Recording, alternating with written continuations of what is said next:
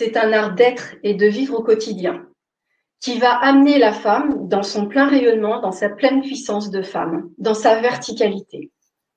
Et dans cette voie tantrique, qui est un art d'être et de vivre au quotidien, alors je vais pouvoir entrer en relation avec un masculin. Et cette voie tantrique offre la possibilité d'entrer en intimité sexuelle. C'est-à-dire que c'est une voie qui ne rejette pas la sexualité. Alors que beaucoup de voies d'éveil spirituel prônent l'ascétisme.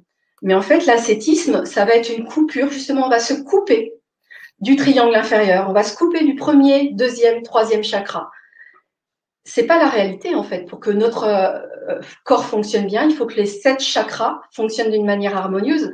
C'est comme si on enlevait des pièces du moteur d'une voiture. Tout simplement, elle ne peut pas fonctionner.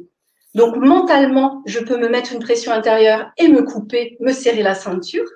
Ça ne veut pas dire que je vais gagner mon éveil, puisque l'éveil, c'est une circulation d'énergie qui va m'amener à connecter ce qu'il y a de plus vaste et plus immense en moi, et ensuite, dans la relation avec un partenaire, qu'on soit en pénétration ou sans pénétration, puisqu'il y a des techniques qui permettent vraiment d'harmoniser les corps et petit à petit, de pouvoir même avoir des jouissances par tout le corps, par tous les champs d'énergie et qui ne demandent pas forcément de pénétration.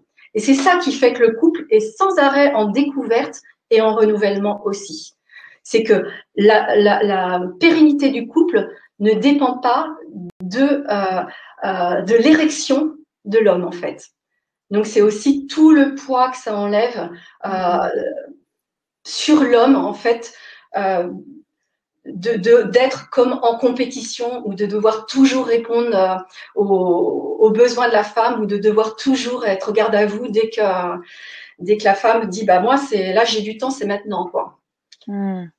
Donc ça travaille vraiment sur tous les plans.